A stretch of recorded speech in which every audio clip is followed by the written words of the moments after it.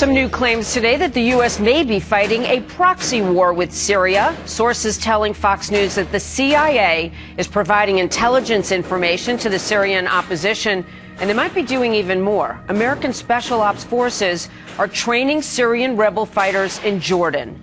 Well, first of all, I want to ask, is this a situation, are you completely convinced it's not, that we're training rebels and we really don't know who they are? Well, I suspect we know who they are. I do believe the open sources that are reporting that the Central Intelligence Agency has organized a training effort. I don't know if our special ops are actually involved in that or not. It's likely that they probably would be. I think this is largely a good effort. I suspect they're training leaders who can go back and pass that training on, to their troops. A Fox News alert, and just within the last hour, we got word that American journalist Steven Sotloff of Time magazine, held by ISIS, reportedly has been beheaded in Syria by ISIS terrorists. That in the same manner of James Foley, beheaded a little more than a week ago. With more for us now, Elon Berman, Vice President of the American Foreign Policy Council. I suppose everybody feared the worst for Steven Sotloff. The United States clearly has been making inroads against ISIS with the air campaign there. That's what has them so angry, and they want to turn our stomachs, essentially, by killing another American in perhaps the most barbaric way imaginable, Elon. No, I think that's right, but I think it actually goes beyond that. What you're looking at is a message, a continued message from ISIS to the United States. The administration has been, I think, very leery to talk about the fact that with the Foley beheading, ISIS was trying to send a message to the United States, effectively that it's coming, that it's irreconcilably opposed to the United States. We've talked a lot about a coalition of the willing. We've talked a lot about the fact that this isn't really a war. This is sort of something else. It's an internal conversation. But the message in the Foley beheading and also the message today with the Sotloff beheading is very clear that ISIS is irreconcilably opposed to us, and they're coming. And our reaction is supposed to be what? I mean, they essentially, when they beheaded James Foley, they said, look, if you don't back off, if you don't stop your air campaign, we're going to do the same thing to Steven Sotloff. Well, now they've done that. No, I think that's right. And part of their messaging to us is that, they were trying to deter us from acting. Clearly, the stakes in the current struggle with ISIS are far broader than simply one person.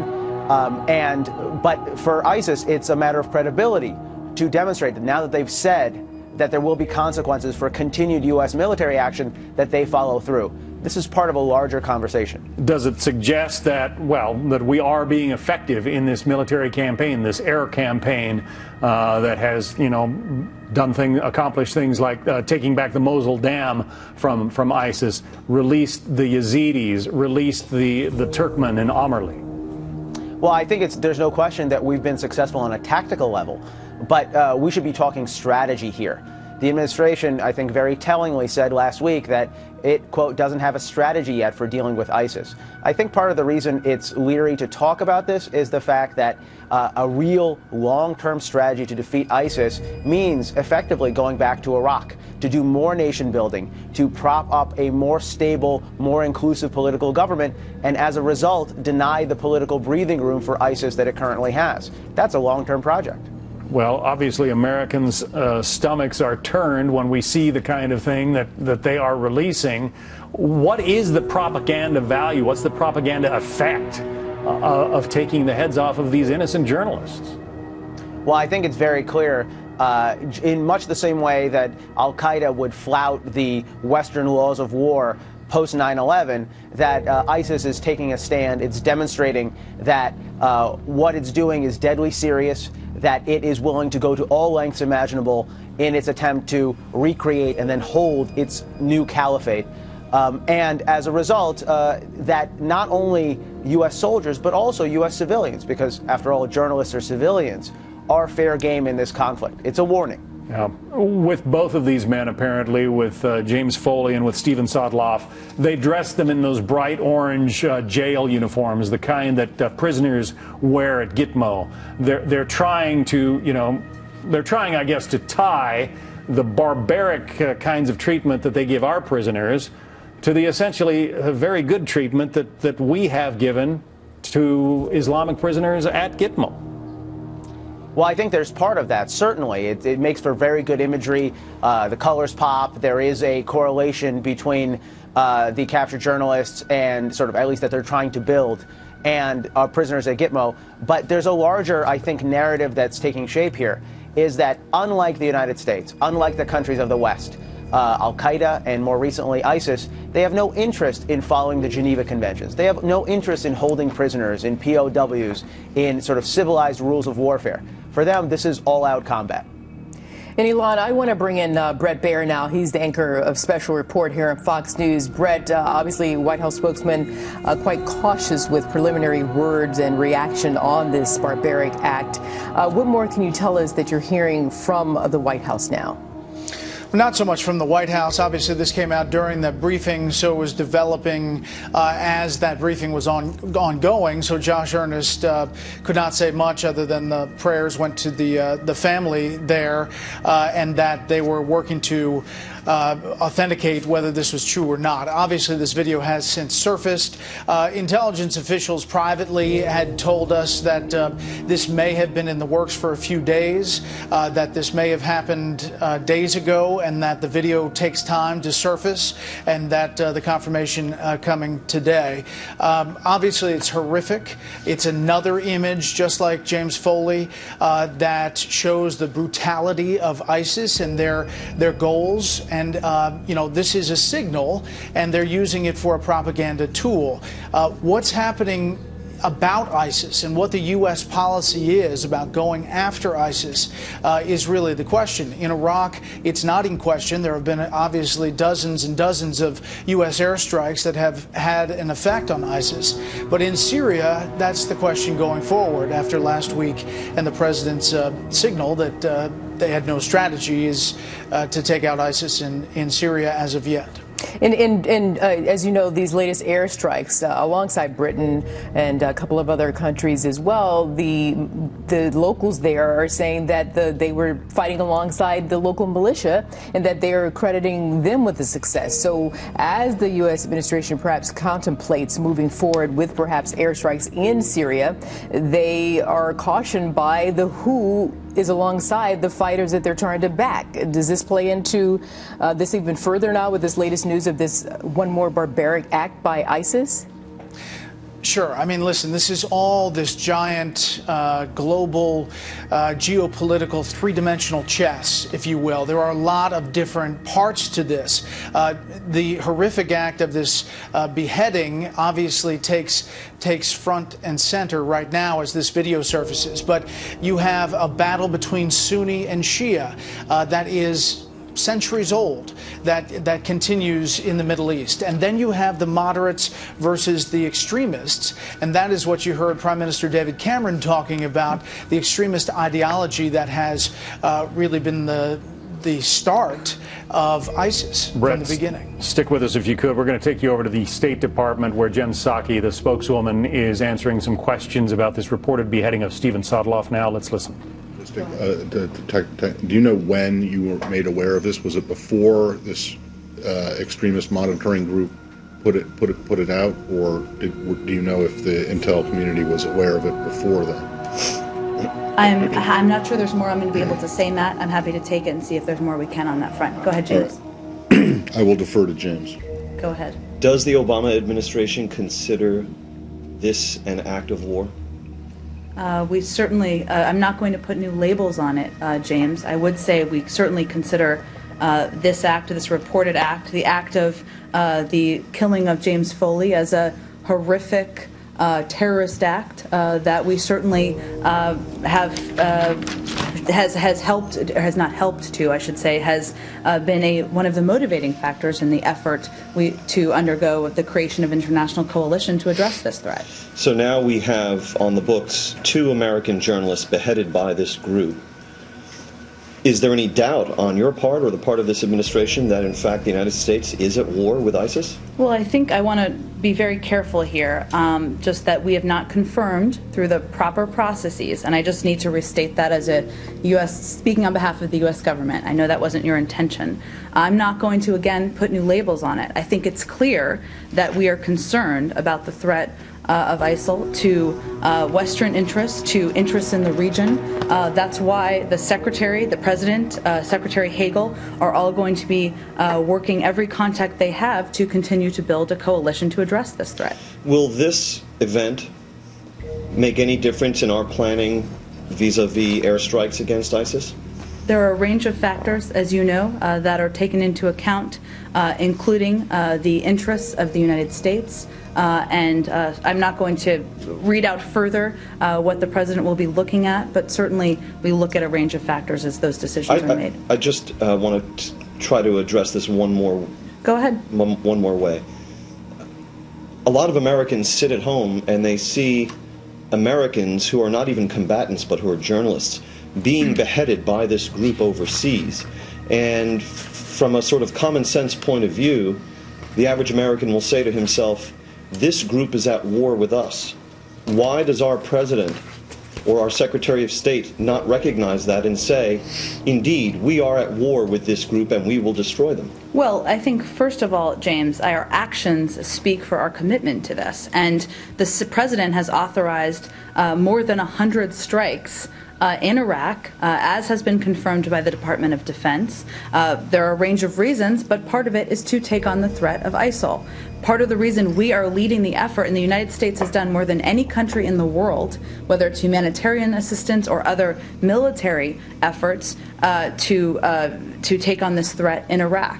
So I think any American sitting at home should sit and look at the actions that we're taking. I don't think it's a useful exercise to go back and forth about new terms. What's important is what we're doing about it, and the President's authorization, what the Secretary will be doing over the next couple of weeks is action in that regard. But Jen, I thought that the President's authorization, or what he authorized the airstrikes for, was not necessarily to take on the threat by ISIL, except as it relates to the humanitarian situation of the minority communities like the Yazidis and these other, the Turkmen community, and then to protect U.S. military and diplomatic personnel and facilities.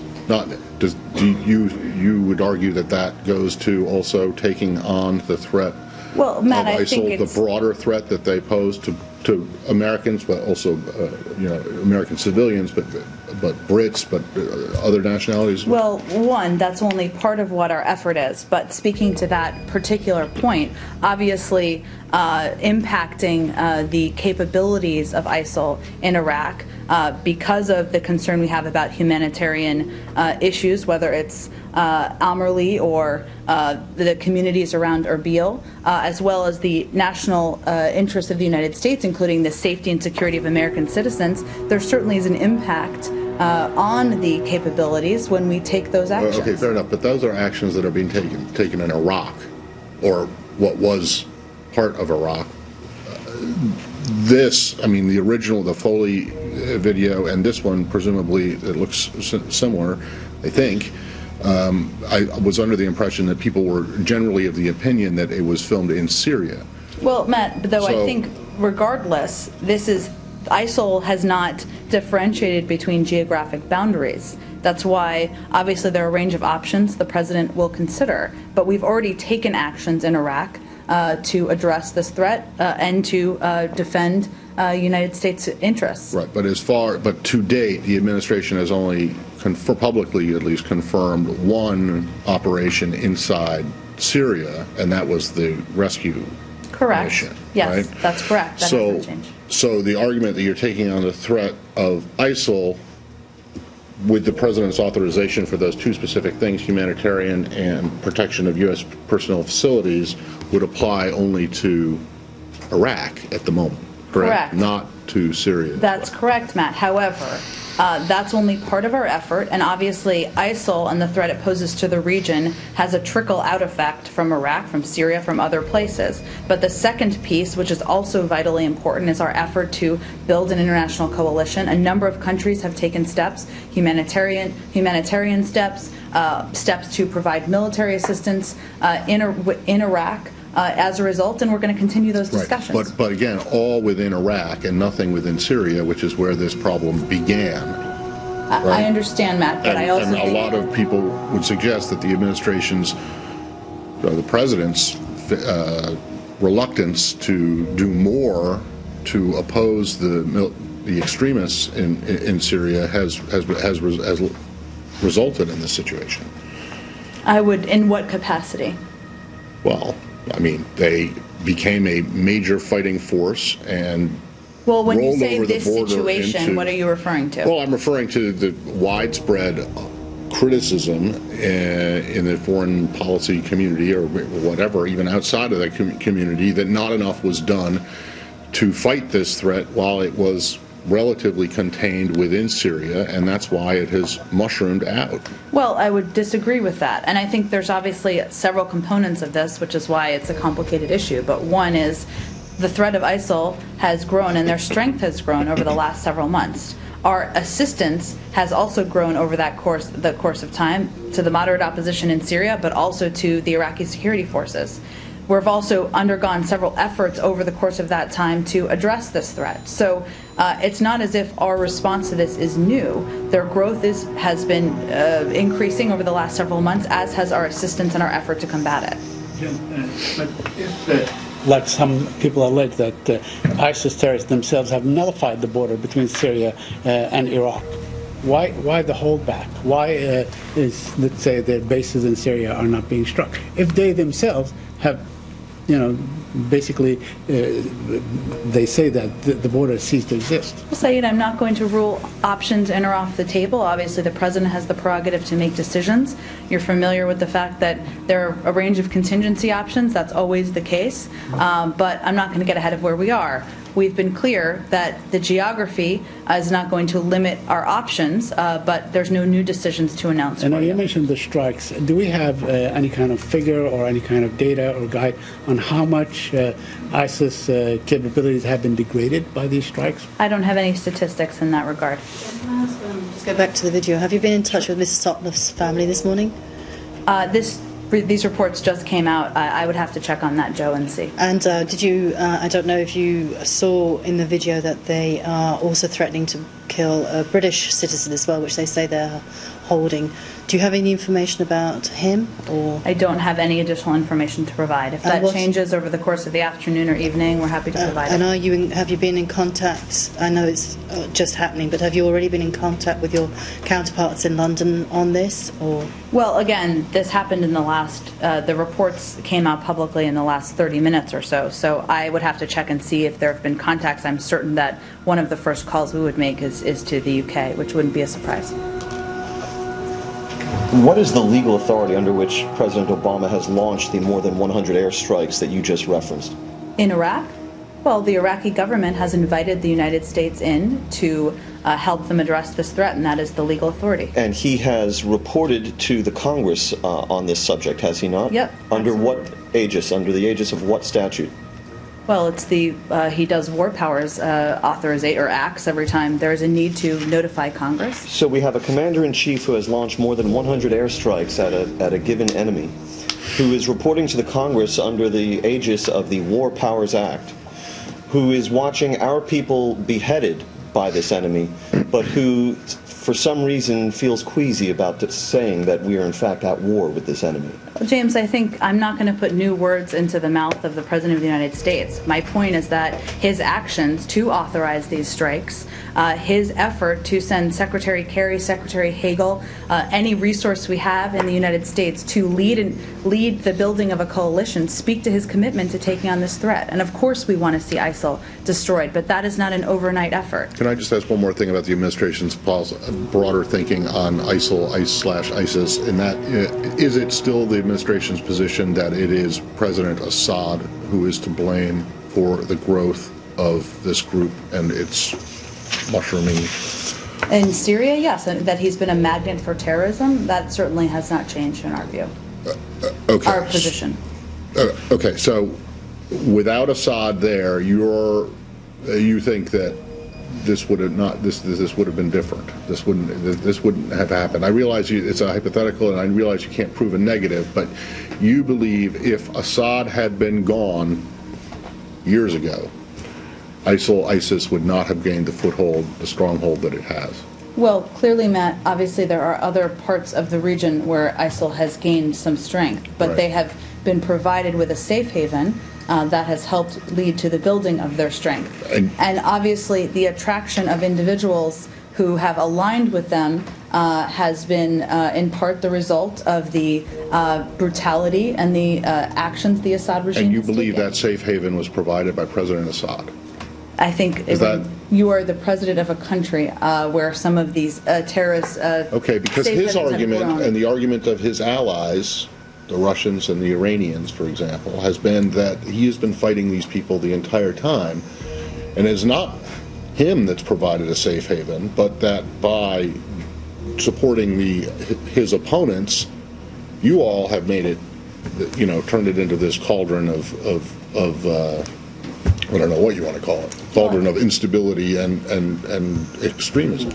Matt, I think there's a bit of revisionist history there going on, where this is an individual who has brutally killed 200,000, almost 200,000 of his own people, and certainly there's been a building of opposition to him over the course of the last several years. Now, the direction that results in is, of course, we're also concerned about the growth of ISIL. But isn't it true, though, that one of your allies, Turkey, has allowed these fighters to go in almost unchecked to this area and basically congregate and create this kind of force? Isn't that true? I'm not sure what you're referencing, saying if there's a report or something that you'd like to send to us. Let me be more direct. Turkey is one of your allies. It's a NATO ally. It's a strong friend of the United States. Many of these fighters that go into Syria that have morphed into ISIS have actually come through their border. We work closely with Turkey to address this threat and to also work closely on counterterrorism efforts. I don't think I have anything more for you, and I'm not sure. Do you think that Turkey is incapable of controlling its border, that has become so porous that they cannot control it? Not at all what I said. Go ahead. Just follow up from last week about the U.S. is asking Turkey to seal the border with Syria. Did you have any kind of response from Turkey or any? I don't have anything new for you on that. About the global coalition you have been talking about, is there any detail right now how the work of building this coalition is going on? Well, I think it's important for everybody to note that there are already steps that a range of countries have taken to address this threat in Iraq, but still we're talking about the threat of ISIL. I would give you just a couple of examples, which you're familiar with, but I think it's worth noting.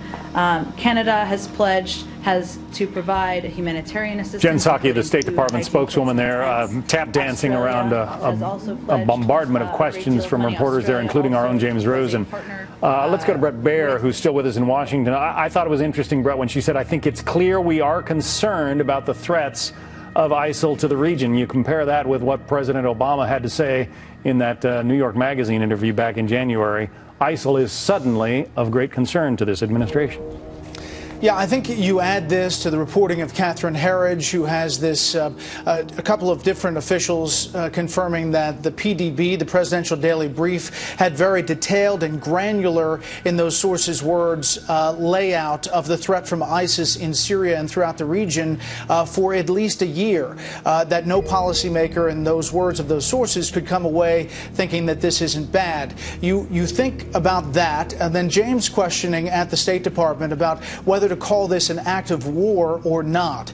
You saw Jen Psaki, the spokesperson at State, not wanting to, in her words, get into the semantics. But the bottom line is this is war with this group. Steven Sotloff apparently has given his life in pursuit of journalism. I'm sure much more ahead tonight on Special Report. Brett Baer, thanks for joining us.